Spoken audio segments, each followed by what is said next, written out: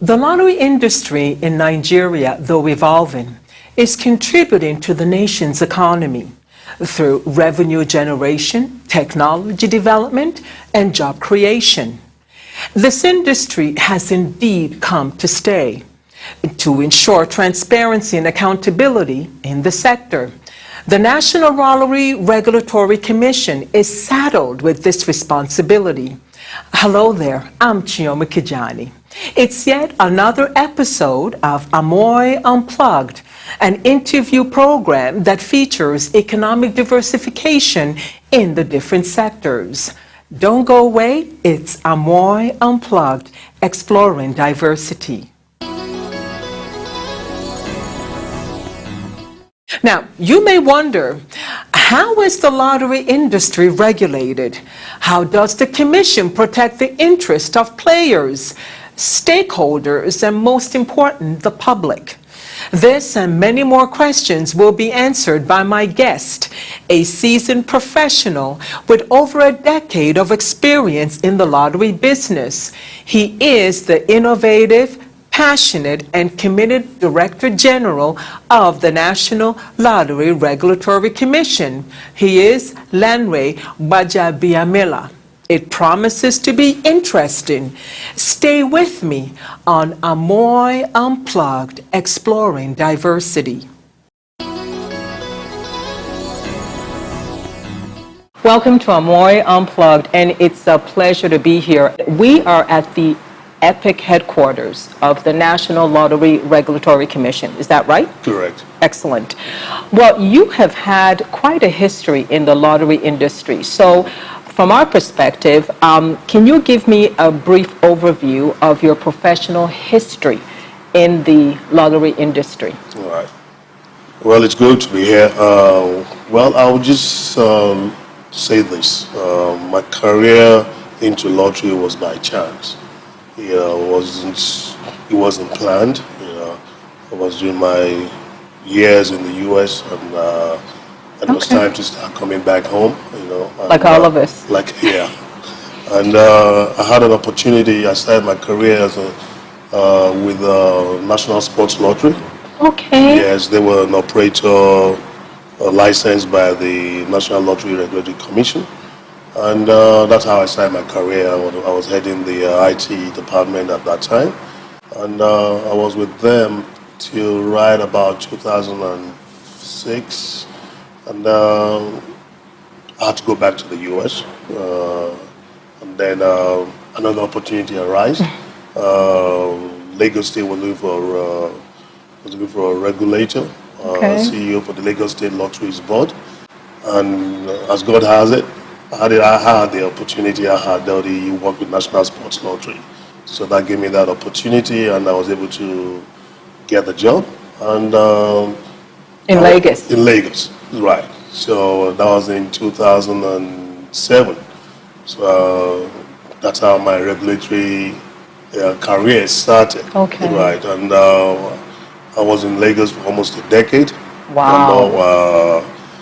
Doing the Governor Fashola's 2 terms. I was there, and and then almost a year with Governor Ambode, and then the opportunity came by when Mr. President thought that I felt good that I should be on the national platform. Hence why I came to the National Lottery Regulatory Commission as the Director General in 2017. And how has that journey been in terms of specifically when you were in Lagos as the regulator on a state level and coming into the national, federal level? How has the journey been for you? Well, I would say it had its ups and downs, especially while I was in Lagos, I did reasonably well. I believe I was able to formulate the industry from unregulated sector, totally unregulated, whereby there was nothing like, it was just business as usual.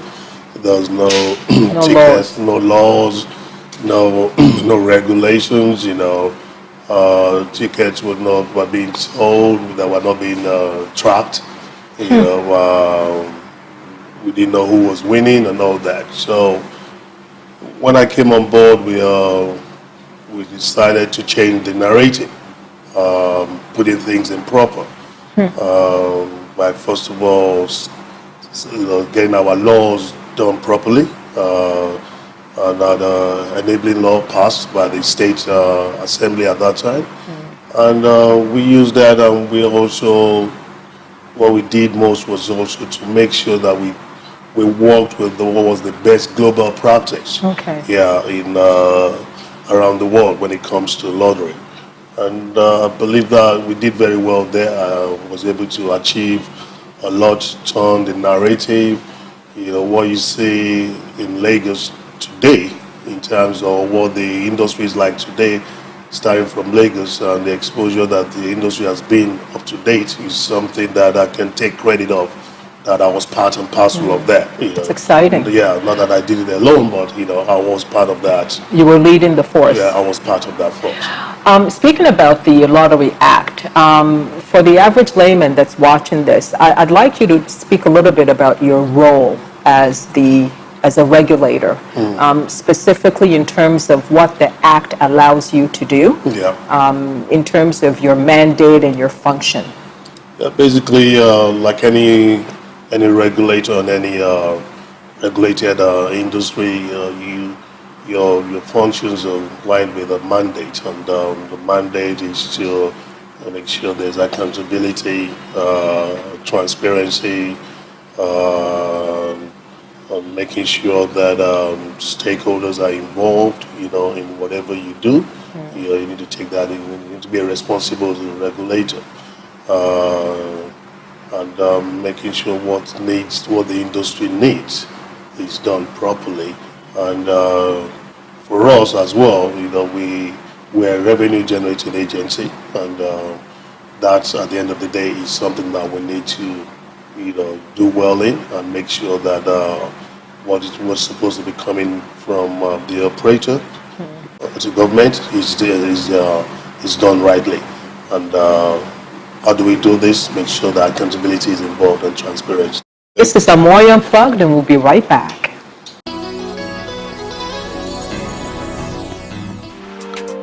The National Lottery Regulatory Commission, in fulfilling its mandate of regulating the operations of lottery and gaming business in Nigeria, sets standards, vets lottery and gaming license applicants, witnesses draws, verifies winners, arbitrates on disputes between players and operators, while collaborating with enforcement agencies to clamp down on illegal operators.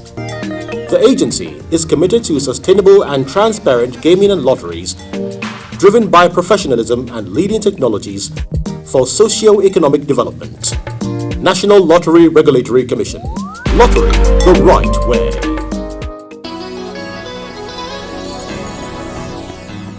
Tell us how the lottery industry is evolving in Nigeria. Well, in terms of we're evolving, yes, we have. We're evolving, we're moving with the trend outside the shores, from those who have had experiences outside lottery and gaming, in the past. We started late, compared to Ghana, that had been doing the lottery since the Nkrumah years, over 60 years ago or more. And so they have a good grasp of the industry. The industry, yeah. And, why did it take us so long? I guess it was just the time just wasn't right for Nigeria. The next time is always the best, right? That's right. Like they say. So it wasn't done intentionally. It was just it just wasn't the right time. That's why I look at it. But if you look at it now, Nigeria is a force to deal with when it comes to lottery and gaming. Really? Yeah, because we have our population is about 180. The target market alone out of that is about probably, I'm looking at about 40%, 60% of the Nigerian population, and we've seen the industry growing from the stigma of gambling, You know, culturally, it's not right. You know, and we've seen also the religious aspect, and because the industry is growing and has grown from being a territorial kind of marketing and a transaction to now using your cell phones, and it's now online. The transaction has gone online, so it's it's gone so anybody can play the game. You know, in your corners of your office or your home. You know, Nigeria is growing. There's still the opportunity. I believe we haven't tapped into 100% in Nigeria. We've tapped into the marketing aspect. I would say probably about 50%, and we still have a good chunk of so it's an industry that's really wide open to a lot of people. It is. What is gaming versus lottery versus sports betting? Is it all the same thing, or is it just different words? They just have different words, but to me it's all the same, you know, and I'd rather use the word gaming rather than using gambling. Okay. I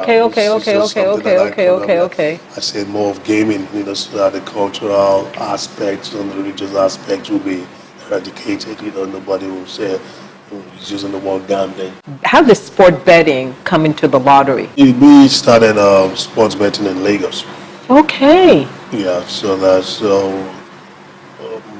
most of all the operators that we have now, I licensed them while I was in Lagos.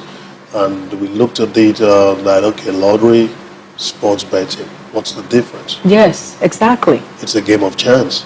You play lottery, you pick numbers of balls, you know, right. So 5 of 90, you pick 5 balls. If they do the draw, if your numbers are out there, if you have the luck and the good chance, then you win something. For sports betting, 2 teams are playing, so say Man U, Liverpool, you know, right. You pick on who's going to win. Yeah. It's still a game of chance. Yeah. So there's no difference. In the lottery, there's the fixed odds. That's what they call that lotto. You know, that's the one that's more popular in Nigeria. You know, the fixed odds lotto. Yeah, that's what they use in Ghana. Yeah, right. yeah. So that's called the Ghana game. Right. So that's a fixed odd. But we also have the lottery itself, the rollover lottery, the one we have in the UK, in the US, whereby you know, there's no winning it rolls over. The winner, it rolls until over. somebody wins. Until somebody wins. That's and then it starts again. That's why you see millions and millions of pounds. What is the largest haul in the industry that somebody has won in Nigeria? That's motivation. In Nigeria? Yeah. What's the largest? I think that was 10, 15. That was a 50 million. Yeah, that was one for 50 million a while back, maybe. This is good business. Yeah. But let me tell you something also. You know, there was a period of time when I was in Lagos that the industry was impacted in one weekend. You're right. Okay, how do you even explain? You know, walk me through it. Take me back. This was lottery. This was this was lottery being played, and they had a draw, and all of a sudden, the impact was about $1 billion. What? In winnings. It kept on rolling. No. This was a fixed odd about the Ghana game. So somebody, you know, a lot of people had numbers that dropped from the draw. Oh my gosh. So the totality of that came to about $1 billion in one weekend. And I was in Lagos and I was like, okay, so let me see how this is going. How did it work? They paid, the operators paid. They did pay. They paid collectively. Collectively, because each operator had his own share of the winnings, but the totality was about $1 billion. That's incredible. And guess what? That kind of regulated the industry. People even had more faith. Yes. That okay, the industry, it helped. Yeah. You know? Yeah. But that was a test. Yeah, that was a test. So that's why if you don't pay the winnings, it can impact the industry drastically.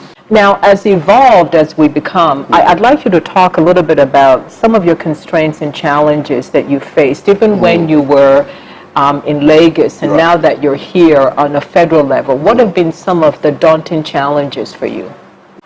The regulations, the legislation, the state versus federal.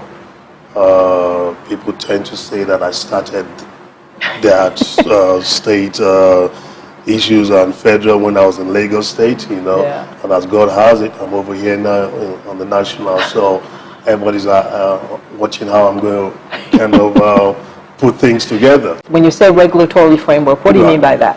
Yeah, yes, in line with what you just said, definitely the Lottery Act was enacted in 2005. We're in 2019 now to 2020. The people that, you know, with all due respect to them, the people that enacted, that wrote those laws, they were not vast as to what lottery is all about. So they did the best that they could at that time, but the situation is different now. Even while we were in Lagos, we had to amend our act, you know, we had to amend it to accommodate, you know, the real life situation, you know, as of then. And what does that require? laws are supposed to be amended every, you know, as the world goes, you know, like the technology aspect now, you know, technology has evolved into. What would that require to amend the law? Require with, you know, we get it sponsored and take it to the National Assembly and have our stakeholders involved in it, you know, because, you know, the regulator can't just bring it into play and have it amended. You know, you have to carry stakeholders along. When I say stakeholders, operators, as well as even the players.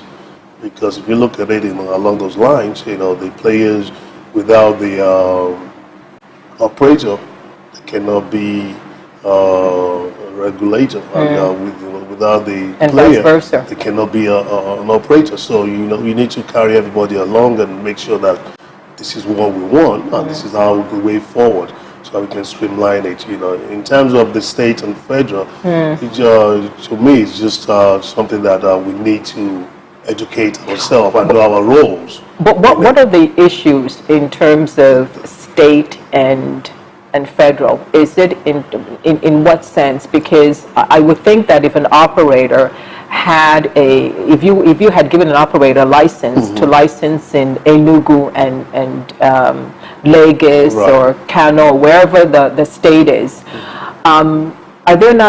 isn't there a national policy that states everything? I guess I wouldn't understand what is that issue. Yeah, there isn't one at the moment, but we're working on that. And the reason why we need to really amend our Lottery Act is because just to really identify and know everybody's role, you know, in this industry. What is at stake at the end of the day, we all know it has to do with the revenue. You know, nothing less, nothing more. And once we can have an understanding, you know, of this revenue, who takes in the revenue, and how we go distribute it, just like the oil industry, you know, there's this culture that everybody gets a piece of the pie. You know, and I believe in lottery as well, that should be the same aspect, because things are different now. It's the legal framework we need to look at is where the national actually handles what the emphasis of national, that has to do with the national levels. Case in point, the remote gaming. What do I mean by remote gaming? Exactly. Remote gaming is something that has been done where operators international, like the Bet365, the Ladbrokes, the William Hills, they come into our territory, you know, via remotely, you know, and our local players participate by going to their website, you know, playing the game and making transactions, and then the operator goes back after paying the winnings, or if there's winnings, if there's not, it takes all the funds out of the country without recourse to Nigeria. What? Billions of naira have been lost on that channel alone without anything coming to the government. And that's remote gaming. And who can handle that? Wow. It's only the national that can do that.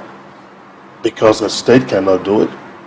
Because we work we're working hand in hand with other stakeholders, other agencies of government, like NCC, for instance. We work with them as well, and other NICTA, or all people that needs to curb and manage and enforce on these remote gaming operators. What are you doing to sort of checkmate those multinational companies that come into our terrain? Right, that's a great question. The way we're doing this is to work hand in hand with all national agencies, like the NCC, Nigerian Communication Commission, and NFIU, National Financial Institute of. Yeah, we also work with the NICTA. When it comes to operators using the web. So they just block the IP? They block the IP addresses with NCC. Wow. If we go remotely, you have to use the telcos. We can also block that. And also, we're also working with the central bank as well, for the because they're the apex of financial institutions. Right. So we're trying to get a mandate with them and an MOU with them, whereby we can use that channel to enforce on these the monies that are leaving the shores and block them. So, and back to the states cannot do that. It's only the federal on the national that we can do that. That's why we need to work hand in hand and know our roles. So help me out. So you have the National Lottery Act of 2005. Correct. Does it specifically say anything about what states should do? It doesn't. Oh, wow. It doesn't. You see, it's a part of the issue. There's so many things that we're working on amending this Lottery Act.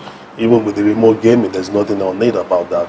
But my governing body, under the leadership of the chairman, has been able to set regulations in place. But we just need to have that also enforced more, enhanced more through the National Assembly. So when you have an operator in a state and state interferes in terms of also demanding their part of the revenue, how do you work together to make sure that investors that are coming into the industry don't get spooked? It's a double taxation to the industry. They also tax the operators? Oh yeah, they do. That's where we need to. When I resumed office, the first thing I did was call all the state regulators together, and we're working together now. It's taking a while, but we have to put things in place. We have to make sure everybody has a fair say in everything. And hopefully come up with an MOU, that will then send over to government for approval. And then, because like I said, it's just about the revenue. Once we can identify that, because it doesn't make sense for us to have an operator that we're licensed here, right? And then he goes to operate, and he's supposed to operate all over the federation, country, and then he goes to a particular state, and then the state is now requiring him to pay for another license. Wow. Taxation. So we need to resolve that, and with the way the industry is going now, everybody's going online, strictly online.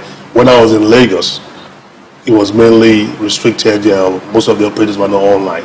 They were all within my jurisdiction. Of course. They have you could track shopping bed, and they have the bed shops. They have their retail within. But now with e-commerce coming into play, you can. It's difficult. It's difficult. And the national body should be the one to regulate that, and which is, we're going to have to resolve it for the sake of the industry, or else we cannot move forward. But we will move forward. I'm very optimistic. We'll be right back with AMOI Unplugged.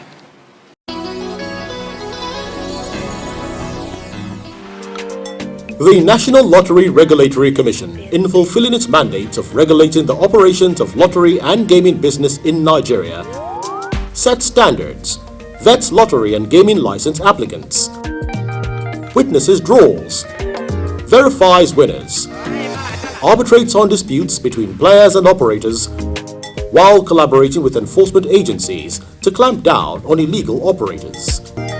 The agency is committed to sustainable and transparent gaming and lotteries, driven by professionalism and leading technologies for socio-economic development. National Lottery Regulatory Commission. Lottery the right way. What are some of the things that you're doing to attract foreign investors to work closely with local players? Right. I think I've been doing that for a few years now.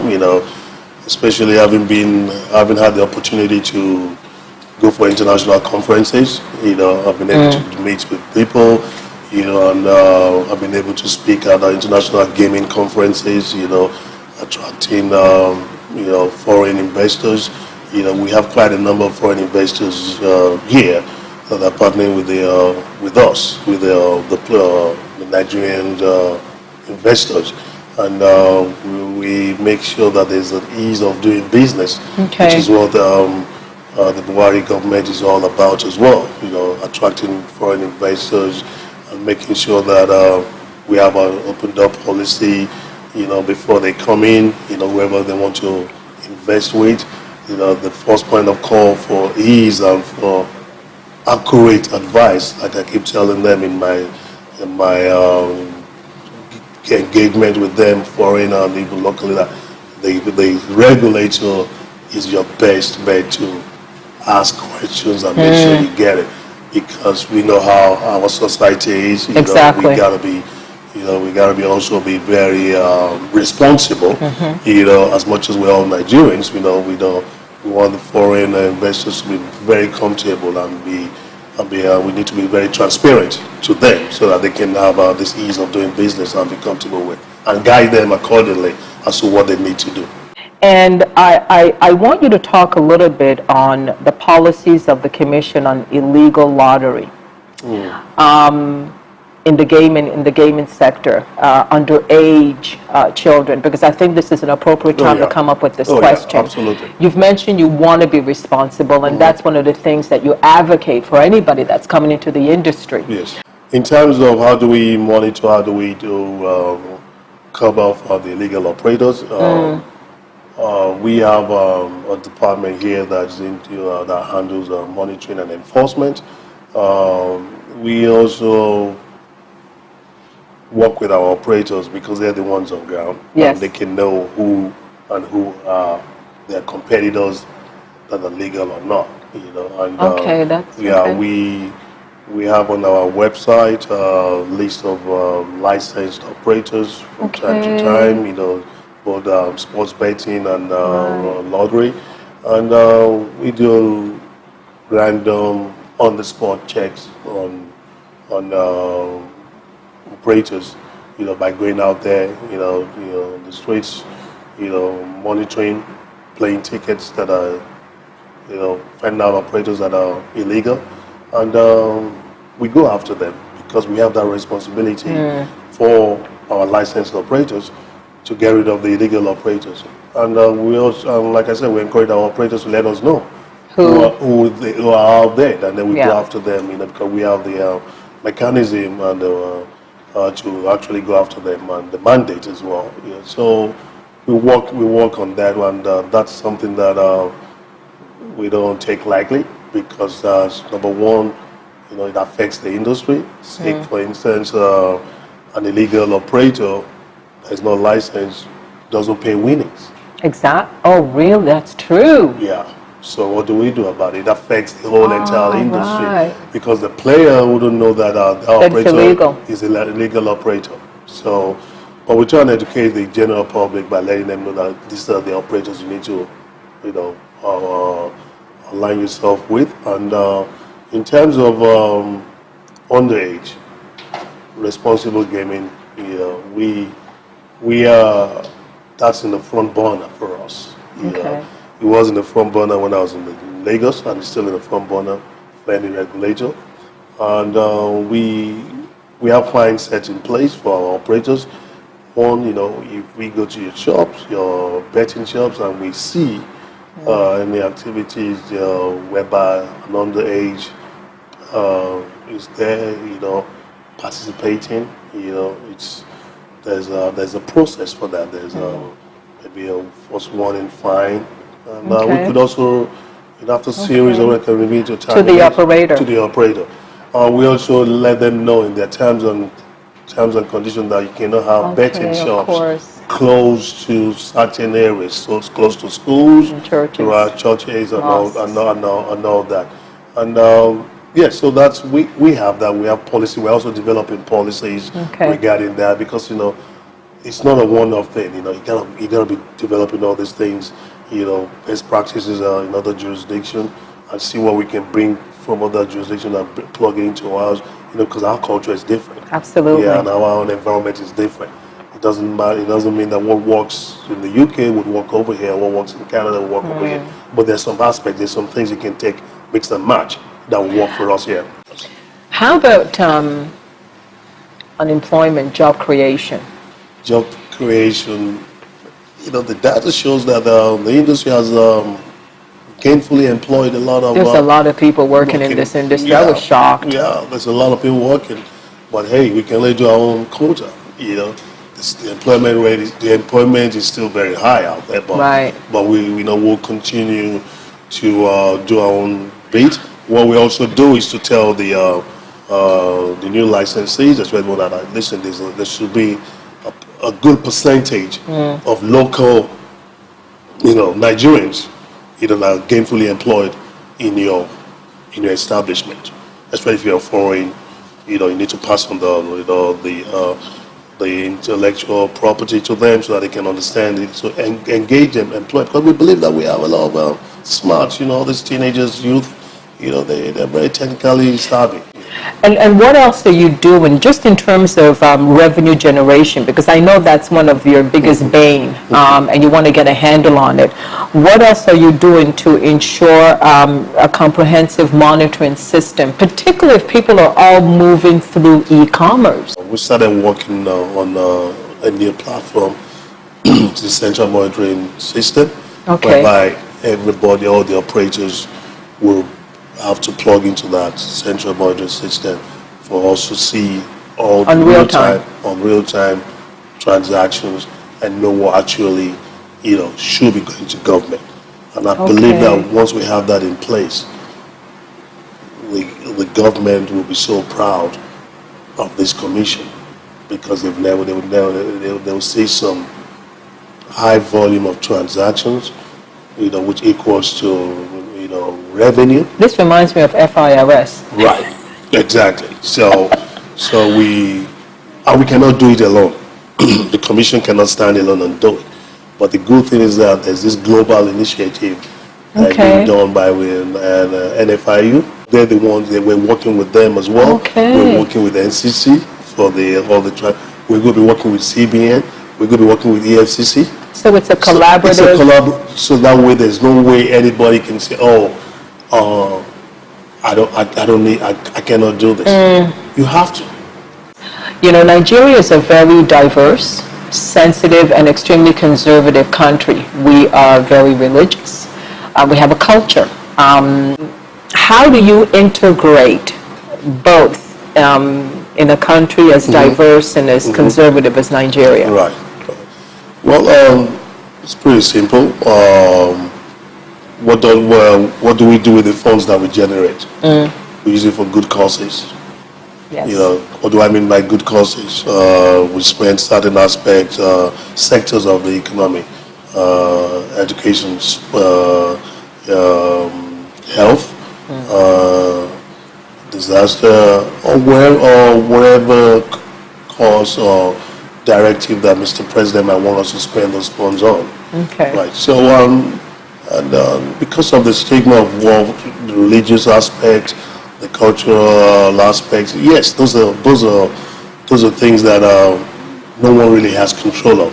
And the only way we can do this is to educate and create awareness of what actually comes out of this lottery or gaming industry.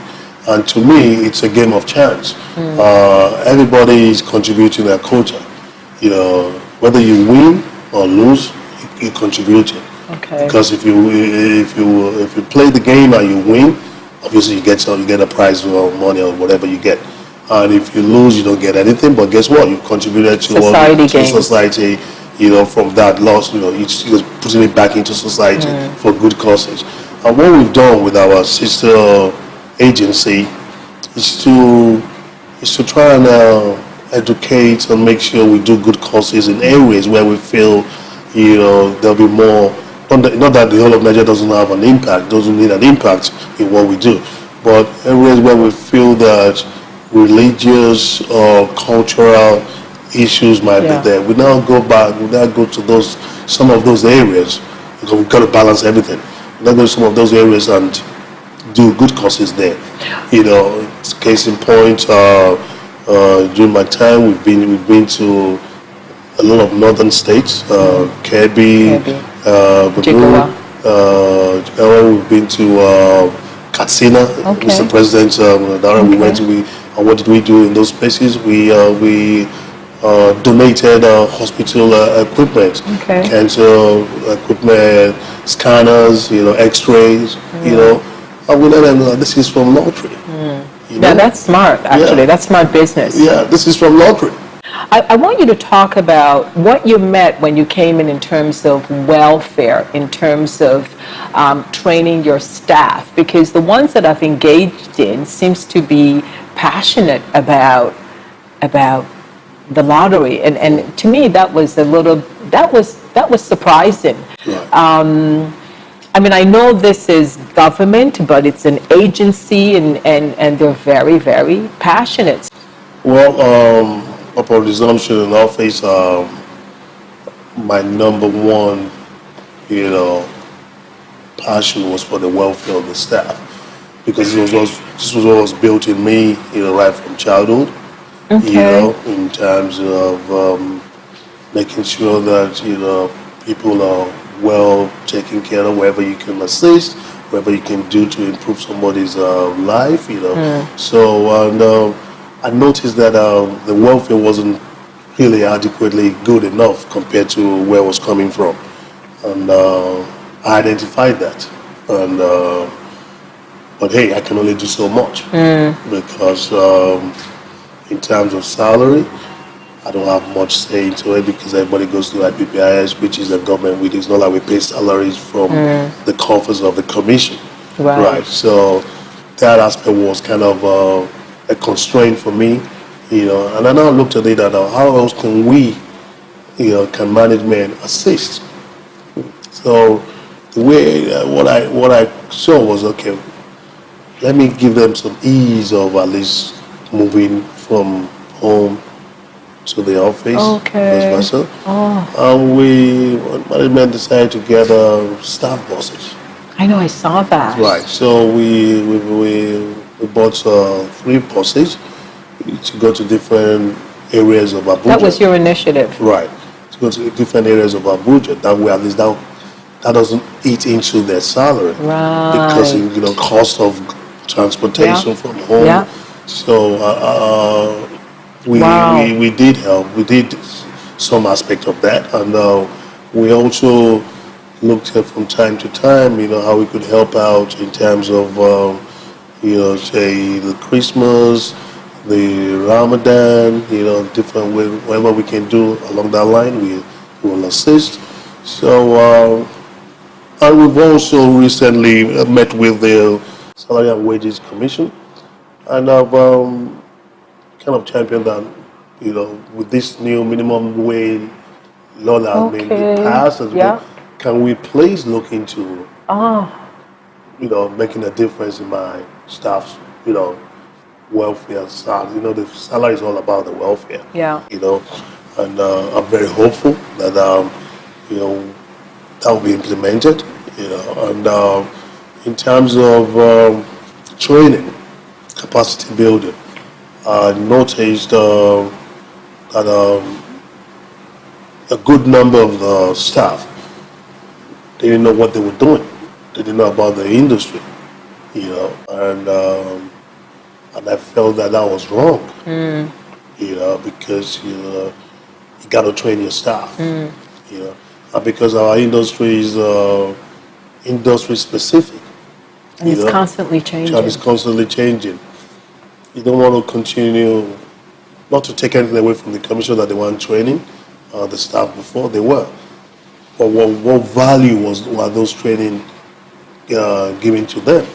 You know, training on communication skills, all this normal, going for training. And I felt that, listen, we're going to do this like I did, in my previous assignment. I made sure that my staff were adequately trained, in particular with what the industry is all about. We went away together. Some of I was just going to ask you that. We went for international conferences. Okay. And in lottery and gaming. In the lottery and Wow. gaming, that was specific. And the ones that went with me, they came back and trained, the others as well. Yeah. So this past late this year, we made sure that we had industry-specific training here at the commission, the first of its kind. And we did that earlier this year. And I brought in 2 well-renowned facilitators from the UK and Australia to come and train. It was for 2 days. Both management and staff, of the commission, and they got something out of it. And from my own feedback from them, and so that is somewhere we've identified, and that is somewhere that will continue to grow and learn more.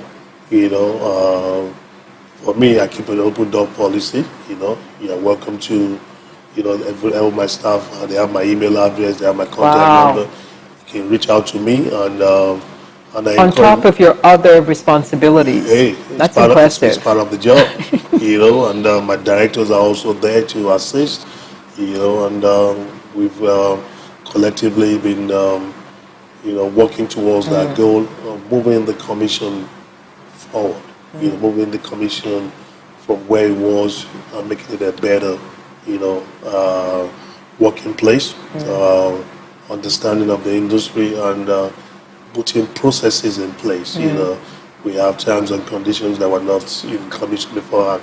Because I look at it that, if you have an operator, you're licensed an operator, he doesn't have the terms and conditions to operate with. Doesn't make sense. It doesn't make sense. So we developed one, and now we've been, sending that out, and the operators are signing to it. So that kind of ties them in. Exactly. If you do something wrong, there are fines there outlined. Real major fines that if you do this and we find you guilty, or we do an investigation, then you got to pay for it. So you make them accountable. Very accountable.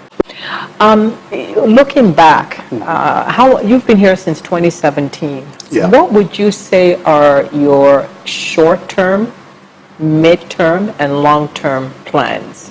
Yeah, it's basically to improve on the commission, really, in its whole entirety, because there's so much to be done for the commission itself and the industry as a whole. There's so many things that we still need to put into place. I believe the central monitoring platform is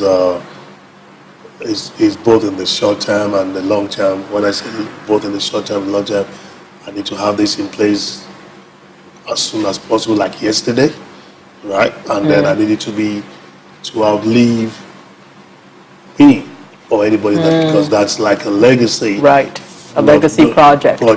Just not for me, but for the industry and for Nigeria as a whole, and if I can have that in place on time, that also helps my staff, because then we're able to generate more revenue, and we'll be able to stand on our own, just like FRS, like you said.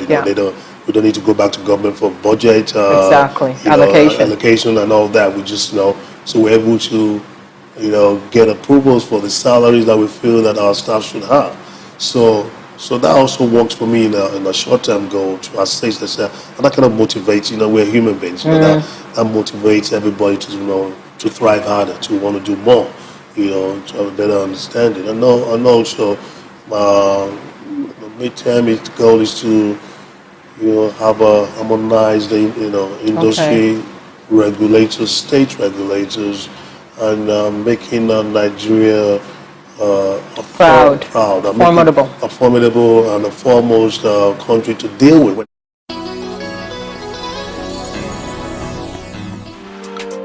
The National Lottery Regulatory Commission, in fulfilling its mandate of regulating the operations of lottery and gaming business in Nigeria, sets standards, vets lottery and gaming license applicants, witnesses draws, verifies winners, arbitrates on disputes between players and operators, while collaborating with enforcement agencies to clamp down on illegal operators. The agency is committed to sustainable and transparent gaming and lotteries, driven by professionalism and leading technologies for socio-economic development. National Lottery Regulatory Commission. Lottery the right way.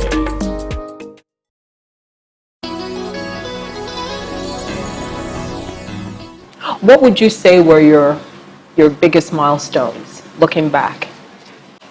From paper, coupon, playing lotto, to transactions being done online, that's refreshing. That's a milestone for me in this industry. Wow. Because the industry wouldn't have been able to sustain its growth if we hadn't made that change, that narrative, that process. Because a lot of loopholes were being, the government was losing, operators were losing, agents were not being regulated. We didn't know who the agents were. It was just business as usual. Everybody was just doing whatever they wanted to. So to me, that itself was a benchmark, of where we want the industry To go. And that's why the industry is where it is today, right now, and the growth is still, the sky is the limit. Astronomical. If you had an opportunity to address an audience that's watching this right now, what do they have to look forward to for the next 3 years, 2 years? Well, for me, for the commission, I want the Nigerian people to believe in this industry. It's an industry that's been well tested, and it's an industry that the economy can reckon with if done properly. Things don't happen overnight, but we're getting there, because I've been there from the beginning. I know where we are now, and I know where we can be in the future. So I want to assure Nigerians that come what may, we will get to where we should be a force to reckon with globally.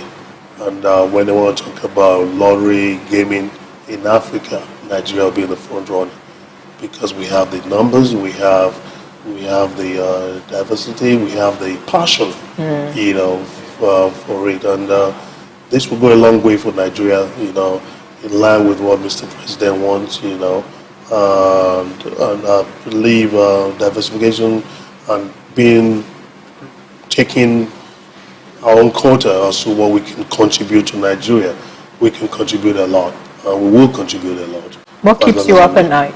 What keeps me up? What keeps you up at night? The commission. The commission. The commission, the industry, what I want, I stay up late. It's at night time that I think more. I process things. I look at what's going on in other, industries globally. I look at things that can bring in, it's not everything that works abroad that can work in our own, environment. But we can always pick and match and mix, to what works for us, And I see a lot of things. I just told you about the cancer lottery, somebody made up. So, you're excited about that. Because that's something that is, affects both female and male. So the country needs something like that. So any initiative, anything that will help the social economy of the country and also the welfare of the people, why not? So we'll continue to thrive and look for ideas and products I say products. When I say products of lottery. You know, different products. You know, how do we do this? You know, have these ideas. You know, people come up with ideas. You know, you'll be shocked how many people come to me and say, I have these ideas. Another initiative that we're working on passionately now is how to educate the society. You know, of we don't want to have a nation of, I hate to use the word, of gamblers. So we need we're starting up an advocacy, you know, initiative, policies that will help the society as well, which is the best practice. Everybody does that. Yeah. So you don't get carried away. We don't want to see people spending their whole salary, you know, In gambling. and then forgetting about their responsibilities at home. Exactly. What do you have to say to the investors that are thinking of coming, that want to come into the industry, but they're just not sure. They don't even know how to go about it. Right. What are some of the key things you have to say to them? And that's the final question. Yeah, Because I'm giving the time out. Okay, for the investors, there's never a better opportunity than now to come. The market share hasn't been tapped into 100%. Probably less than 50% of the market share has been tapped into. And I believe with technology, with the way this industry is growing, it's the right time.